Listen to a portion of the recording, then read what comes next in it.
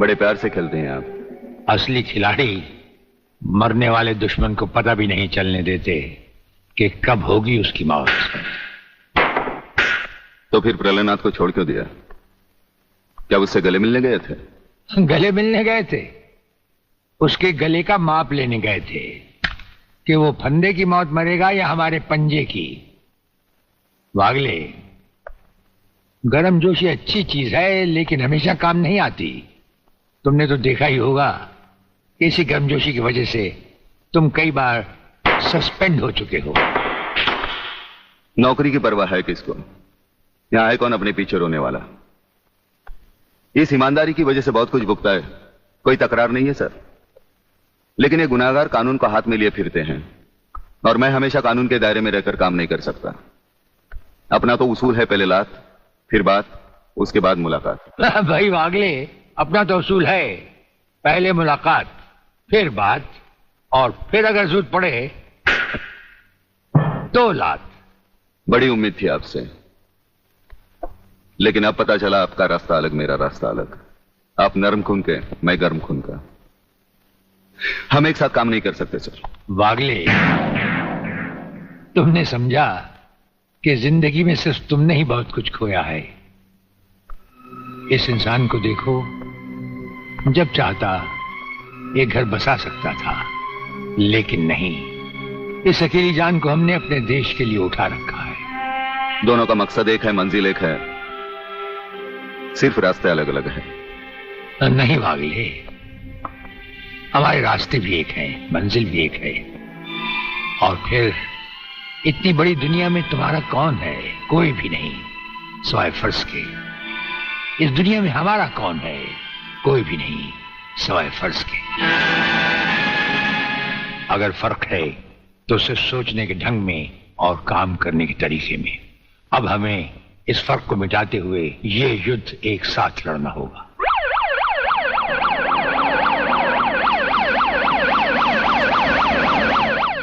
मुझे अपनी जान की तो परवाह नहीं है, लेकिन आप इस तरह खुलेआम गाड़ी में घूम रहे हैं, यह खतरा मैं उठा नहीं सकता। जिस गाड़ी में तुम बैठे हो ये मामूली गाड़ी नहीं। मामूली गाड़ी मामूली आदमियों के लिए होती है, ये गैर मामूली गाड़ी है, एक गैर मामूली इंसान के लिए। बुलेट प्रूफ, और इसमें ऐसे ऐसे गैजेट लगे हुए हैं जो बम से लेकर पटाखे तक की खबर में मिल जाती है। लेकिन इस वक्त हम जा कहां रहे सर? गाड़ी रुकने पर तुम्हें खुद ब खुद पता चल जाएगा।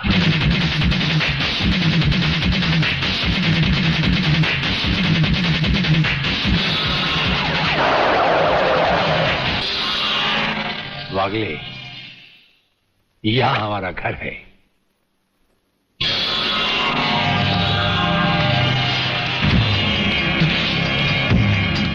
यहां तो सिर्फ चारों तरफ जंगल ही जंगल नजर आ रहा है, रहने की तो कोई जगह ही नजर नहीं आ रही।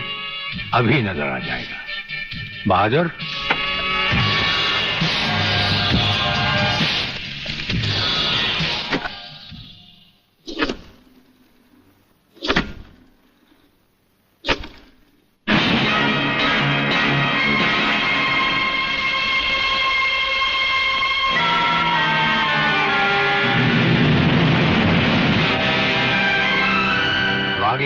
ये ऐसा बंकर है जिसका अता पता सिर्फ हमें या एक हमारे खास आदमी खबरीलाल को है, और आज से तुम्हें होगा। ये इतना मजबूत है कि इस पर ना तो कोई हवाई हमले का असर हो सकता है और ना किसी बम या बारूद का। दुश्मन तो क्या, हमारी इजाजत के बगैर परिंदा भी पर नहीं मार सकता।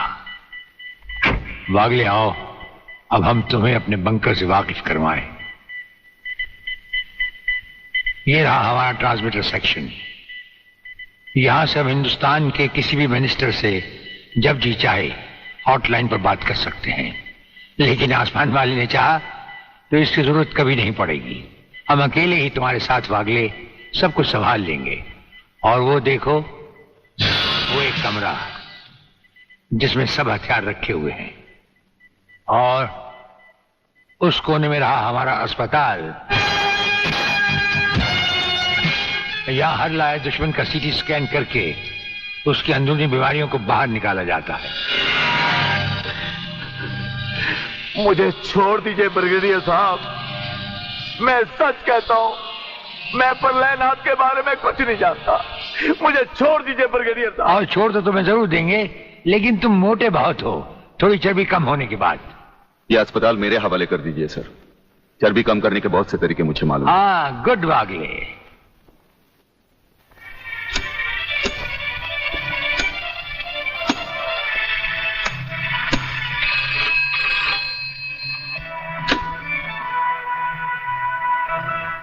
नमस्कार सर, मैं खबरीलाल बोल रहा हूँ। ओ खबरीलाल, आज के मुख्य समाचार ये हैं कि प्रलयनाथ गुंडा स्वामी ने खतरनाक किलर बब्बन खूनी को आपको खत्म करने के लिए एक बहुत बड़ी सुपारी दी है। हमारे नाम की सुपारी खाने वाले को जिंदगी भर दांत चबाने पड़ेंगे। ये हमारे नाम की सुपारी खाने वाले चमगादड़ के खाने पीने का ढाबा कहाँ है खबरीलाल? शहर से 40 मील दूर काली पहाड़ी के पीछे उसका एक अपना बहुत बड़ा मैंगो फार्म है। आज के समाचार समाप्त हुए।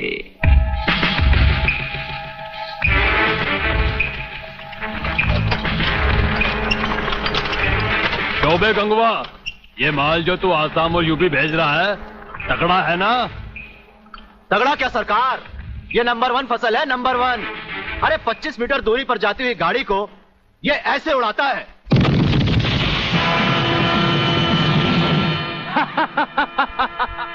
देखा सरकार, ये अपनी बम फैक्ट्री में बना हुआ मैंगो का कमाल।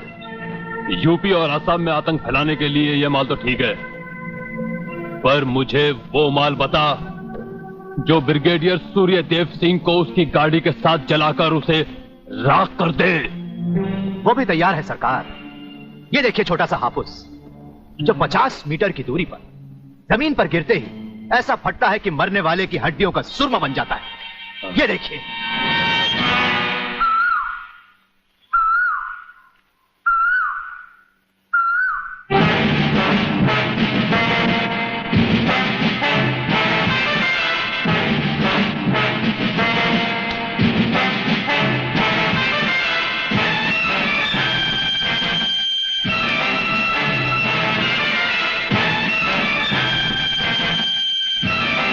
कौन हो तुम? लगता है बब्बन मियां ने कल रात अपनी आंखों में सुरमा नहीं लगाया, जरा कम दिखाई देता है। ब्रिगेडियर सूर्यदेव सिंह? हाँ, ब्रिगेडियर सूर्यदेव सिंह। बब्बन मियां, हमें तो उसी के हाथों से मरना है जिसने हमें इस दुनिया में पैदा किया। तुम सब अपने आप को हमारे हवाले कर दो, वरना तुम्हारा बनाया हुआ आमों का बागीचा तुम सबका अपने हाथों से बनाया हुआ कब्रिस्तान बन जाएगा। तो आओ आगे और पकड़ लो मुझे, मगर इतना याद रखना कि जहां तुम खड़े हो उस पेड़ से लेकर मैंने अपने चारों तरफ माइंस बिछा रखी हैं। अगर इसके अंदर तुमने पैर रखने की भी कोशिश की तो तुम्हारे चीथड़े उड़ जाएंगे। यकीन नहीं आता तो ये देखो।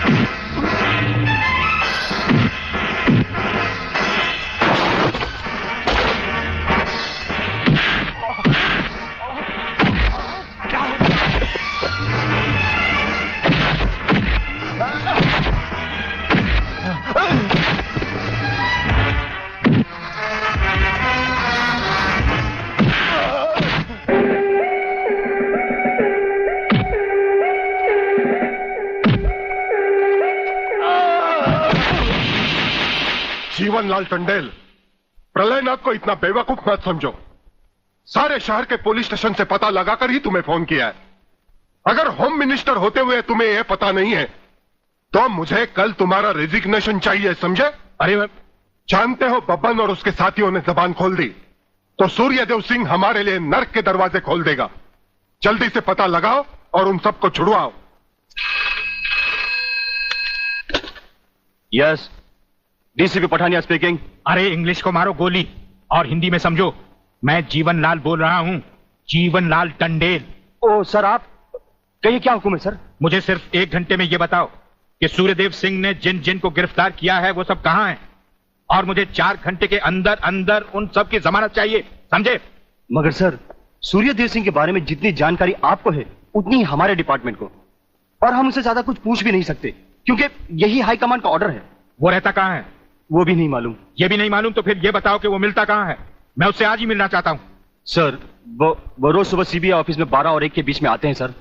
सर, ये लिस्ट उन लोगों की है जिन्हें आपसे मिलना है।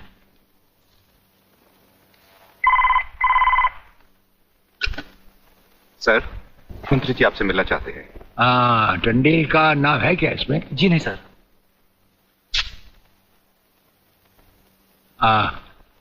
आज तो हम अपना 1-1 मिनट दूसरों को दे चुके हैं, दम लेने की भी फुर्सत नहीं होगी। ऐसा करो, मंत्री जी को कल दोपहर के बाद की कोई भी अपॉइंटमेंट दे दो। Okay sir. Sir, you can't meet him today. अरे अंग्रेजी को मारो गोली और हिंदी में समझो। इस राज्य के मंत्री से मिलने के लिए उसके पास वक्त नहीं है। मैं पूछता हूं, वो हमारी खाता है या हम उसकी? इसमें आपकी और हमारे खाने की बात कहां से आ गई? तो ये है ब्रिगेडियर, आप यहां अचानक आप पधारे हैं और हम आज का सारा वक्त औरों को दे चुके हैं। आखिर हम सब जनता ही के तो सेवक हैं। कुर्सी मिलने पर ये समझ लेना कि सारी सरकार आप ही की है, इसे हम कैसे मान लें? आप मुझे ये न समझाएं कि सरकार किसकी है। आप सिर्फ इतना समझिए कि आप एक सरकारी नौकर हैं और आपके सामने खड़ा हुआ ये इंसान इस राज्य का मंत्री है। खादी के कपड़े पहनने से और टोपी लगा लेने से कोई महात्मा गांधी नहीं बन जाता। और सुनिए, हमें नेताओं की भाषा ना तो पहले समझ आई थी और ना कभी आएगी। भाषा छोड़ो ब्रिगेडियर, मैं जो आपसे कहना। आपने जो कुछ भी कहना है कल कह लीजिएगा, आपकी अपॉइंटमेंट नोट करवा दी गई है। और एक बात ये भी याद रखिए कि हमसे बगैर अपॉइंटमेंट के कोई नहीं मिल सकता। और जहां तक हमारा ताल्लुक है, हम किसी से भी किसी वक्त भी कहीं भी मिल सकते हैं, हमारा जब दिल चाहे। शायद आपने वो लेटर नहीं पढ़ा जो सेंट्रल गवर्नमेंट ने आपको भेजा है। उसमें खासुल खास ऑर्डर है कि हमारे किसी भी काम में कोई भी दखल अंदाजी नहीं कर सकता। नमस्कार। नमस्कार।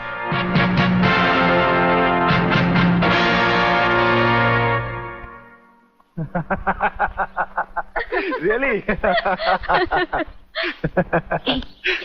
ओए, हाँ, गुड मॉर्निंग अंकल। अरे अंग्रेजी को मारो गोली और हिंदी में बात समझो। हिंदी में तुम ये बताओ, तुम्हारे पिता कहाँ हैं? पिताजी, अंकल तो ऊपर बैठे हुए हैं, आप ही का इंतजार कर रहे हैं। राधा, तुम्हारे पिताजी बड़े उखड़े हुए लगते हैं। लगता है there is something wrong in the ministry. अरे रॉन्ग हो या राइट, यही समझना होता तो मैं भी तुम्हारी तरह खादी के कपड़े पहन लेता।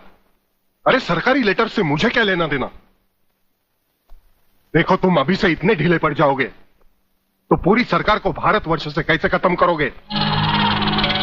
वो सिर्फ एक मिलिट्री ऑफिसर है और हमें पूरी मिलिट्री फोर्स के साथ लड़ना है। भूल जाओ सारी बातें और फाड़ दो वो लेटर। देखो, उसका ट्रांसफर ना हो तो ना सही, उसकी बातें हमें पता न चले तो न सही, लेकिन उसकी मौत का बंदोबस्त तो मैं कर सकता हूं।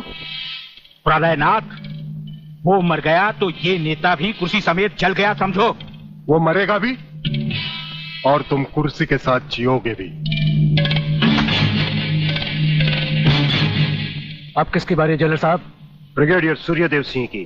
मारे जाने वाले पुलिस के उन शहीदों की याद में ये ज्योत बनाई गई है जिन्होंने कानून की रक्षा करते हुए अपने प्राणों की आहुति दी। आज के इस समारोह के मुख्य अतिथि माननीय मंत्री श्री जीवनलाल टंडेल हैं।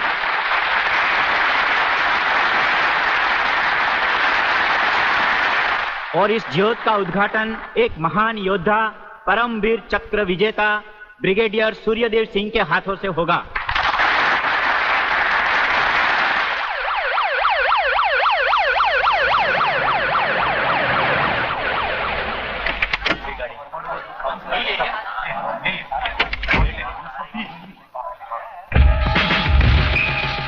Welcome welcome. Please.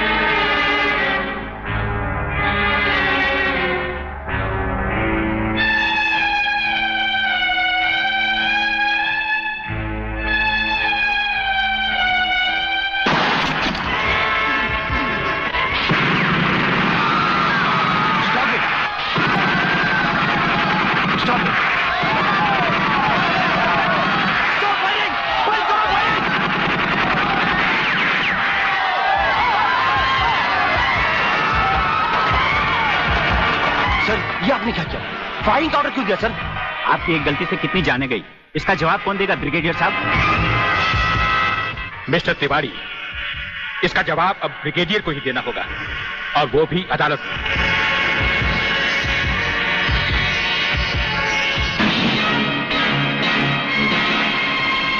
Your honour, शहीद स्मारक पर हुए गोलीकांड के जिम्मेदार ब्रिगेडियर सूर्यदेव सिंह ही हैं। इन्हीं के कहने पर गोली चलाई गई, जिसमें कई बेगुनाह लोग मारे गए। अब मैं अदालत के सामने कुछ ऐसे गवाह पेश करूंगा जो इस हादसे को साबित कर देंगे। सबसे पहले मेरे गवाह हैं municipal councillor mister M.K. Tiwari.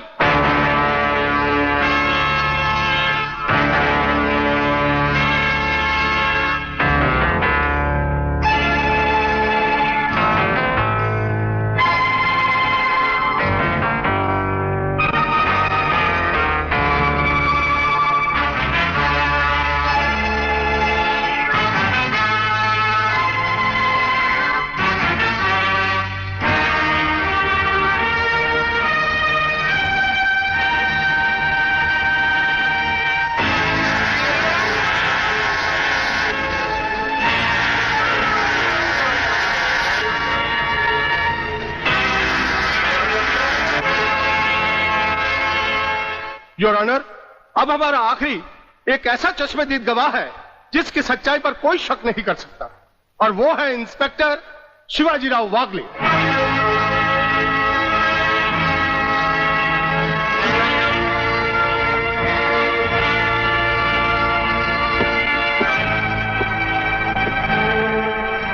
मैं गीता पर हाथ रखकर कसम खाता हूं, जो भी कहूंगा सच कहूंगा, सच के अलावा कुछ नहीं कहूंगा। जज साहब, शहीद स्मारक पर जो भी कुछ हुआ मेरी आंखों के सामने हुआ। मुझे इस बात का ताज्जुब है और अफसोस भी है कि ब्रिगेडियर सूर्यदेव सिंह जैसे जिम्मेदार और सुलझे हुए अफसर ने ऐसा कदम क्यों उठाया जिससे निर्दोष लोग मारे गए। इस हत्याकांड के जिम्मेदार ब्रिगेडियर सूर्यदेव सिंह ही हैं।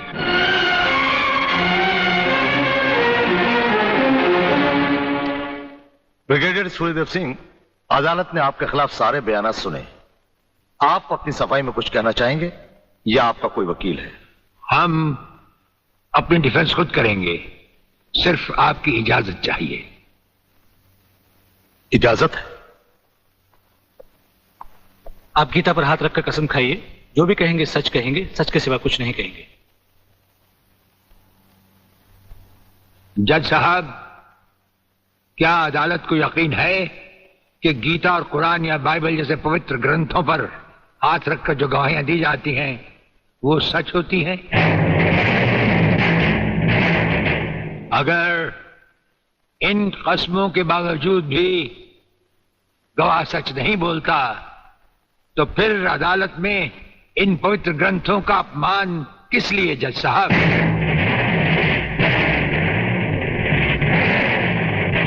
अगर फैसला ऐसे सबूत और गवाहों की बिना पर ही होता है जो पैसे से खरीदे जा सकते हैं, तो बंद करवा दीजिए ऐसे रस्म रवाज जो कि झूठे हैं। ये मुकद्दस ग्रंथ हमारे धर्म और ईमान का ताज हैं, हमारी जिंदगी की बुनियाद हैं। हम ये कसम खाएं भी तो कैसे खाएं? यह अदालत आपकी दलीलों की कदर करती है ब्रिगेडियर साहब, लेकिन यह अदालत की बरसों पुरानी रस्म है जो मैं नहीं बदल सकता। तो फिर हम भी अपने जमीर के खिलाफ नहीं जा सकते, चाहे वो अदालत हो या जंग का मैदान। आप अपना फैसला सुनाकर अदालत की रस्म को पूरा कीजिए। तमाम सबूत और गवाहों के बयानात को मद्देनजर रखते हुए यह अदालत इस नतीजे पर पहुंची है कि शहीद स्मारक पर बेगुनाहों पर पुलिस ने गोली ब्रिगेडियर सूर्यदेव सिंह के कहने पर चलाई। इसलिए यह अदालत ब्रिगेडियर सूर्यदेव सिंह को 1 साल कैद की सजा सुनाती है।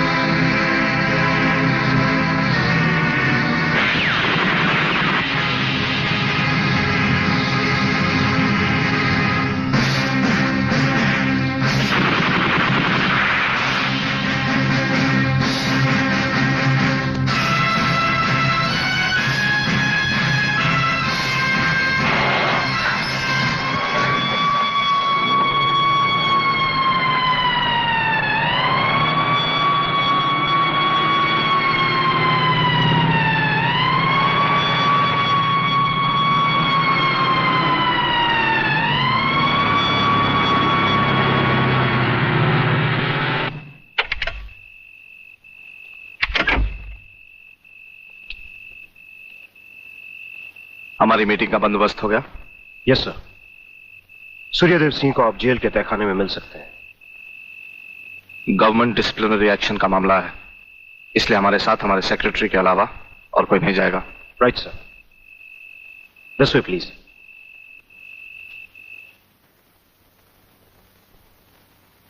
आप इधर उधर देखने की तकलीफ मत उठाइए मंत्री साहब, हम देख भी चुके हैं और सुन भी चुके हैं। यहाँ दीवारें तो हैं लेकिन इनके कान नहीं। आपका वागले से अलग हो जाना, वागले का भरी अदालत में आपके खिलाफ बयान देना, आपका गिरफ्तार होना भाई ये सब मेरी समझ में पूरी तरह से नहीं आया।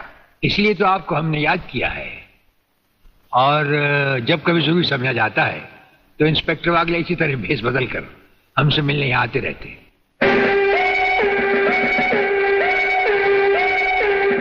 सर, ब्रिगेडियर साहब का हमसे अलग होना, जेल में आ जाना, इससे दुश्मन हमें कमजोर समझकर लापरवाह हो जाएंगे और उनकी इसी लापरवाही का फायदा उठाकर हम उनकी जड़ें आसानी से काट सकते हैं। हम जिन जराइम की तलाश में हैं, उसकी कुछ जड़ें इस जेल की 4 दीवारी में भी पैवस्त हैं। उन्हें ढूंढकर निकाल कर हमें खोदना होगा। और मंत्री साहब, आपसे खास बात यह कहना थी कि हमारी गैर हाजिरी में इंस्पेक्टर वागले आपसे हॉटलाइन पर बातचीत किया करेंगे। ये जब कभी भी आपसे कहें, आप हमारे लिए रिहाई के ऑर्डर भिजवा दीजिएगा। ठीक है, आप जब चाहेंगे आपकी रिहाई के ऑर्डर्स भिजवा दिए जाएंगे। नमस्कार। हाँ, ब्रिगेडियर सूर्यदेव सिंह, बब्बन मियां, हमें तो उसी के हाथों से मरना है जिसने हमें इस दुनिया में पैदा किया।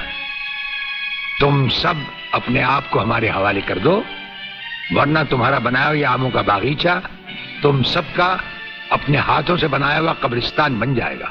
तो आओ आगे और पकड़ लो मुझे, मगर इतना याद रखना कि जहां तुम खड़े हो उस पेड़ से लेकर मैंने अपने चारों तरफ माइंस बिछा रखी हैं।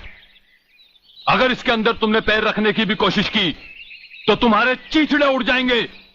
यकीन नहीं आता तो ये देखो।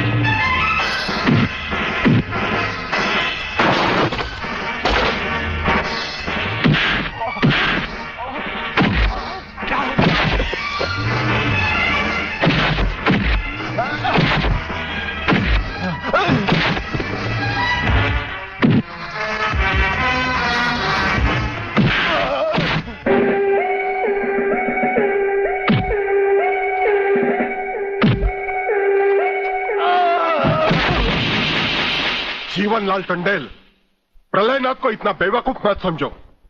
सारे शहर के पुलिस स्टेशन से पता लगाकर ही तुम्हें फोन किया है। अगर होम मिनिस्टर होते हुए तुम्हें यह पता नहीं है तो मुझे कल तुम्हारा रेजिग्नेशन चाहिए, समझे? अरे जानते हो बब्बन और उसके साथियों ने जबान खोल दी तो सूर्यदेव सिंह हमारे लिए नर्क के दरवाजे खोल देगा। जल्दी से पता लगाओ और उन सबको छुड़वाओ। Yes, DCP Pathania speaking. अरे इंग्लिश को मारो गोली और हिंदी में समझो। मैं जीवनलाल बोल रहा हूं, जीवनलाल टंडेल। ओ सर, आप कहिए, क्या हुक्म है सर? मुझे सिर्फ 1 घंटे में यह बताओ कि सूर्यदेव सिंह ने जिन जिन को गिरफ्तार किया है वो सब कहां हैं, और मुझे 4 घंटे के अंदर अंदर उन सब की जमानत चाहिए, समझे? मगर सर, सूर्यदेव सिंह के बारे में जितनी जानकारी आपको है उतनी ही हमारे डिपार्टमेंट को, और हम उसे ज्यादा कुछ पूछ भी नहीं सकते क्योंकि यही हाई कमांड का ऑर्डर है। वो रहता कहां है? वो भी नहीं मालूम। ये भी नहीं मालूम तो फिर ये बताओ कि वो मिलता कहां है? मैं उससे आज ही मिलना चाहता हूं। सर, वो रोज सुबह सीबीआई ऑफिस में 12 और 1 के बीच में आते हैं सर। सर, ये लिस्ट उन लोगों की है जिन्हें आपसे मिलना है।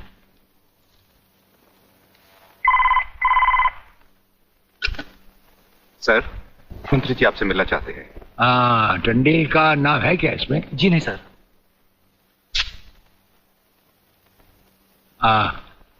आज तो हम अपना 1-1 मिनट दूसरों को दे चुके हैं, दम लेने की भी फुर्सत नहीं होगी। ऐसा करो, मंत्री जी को कल दोपहर के बाद की कोई भी अपॉइंटमेंट दे दो। Okay sir. Sir, you can't meet him today. अरे अंग्रेजी को मारो गोली और हिंदी में समझो। इस राज्य के मंत्री से मिलने के लिए उसके पास वक्त नहीं है। मैं पूछता हूं, वो हमारी खाता है या हम उसकी? इसमें आपकी और हमारे खाने की बात कहां से आ गई? तो ये है ब्रिगेडियर, आप यहां अचानक आ पधारे हैं और हम आज का सारा वक्त औरों को दे चुके हैं। आखिर हम सब जनता ही के तो सेवक हैं। कुर्सी मिलने पर ये समझ लेना कि सारी सरकार आप ही की है, इसे हम कैसे मान लें? आप मुझे ये न समझाएं कि सरकार किसकी है। आप सिर्फ इतना समझिए कि आप एक सरकारी नौकर हैं और आपके सामने खड़ा हुआ ये इंसान इस राज्य का मंत्री है। खादी के कपड़े पहनने से और टोपी लगा लेने से कोई महात्मा गांधी नहीं बन जाता।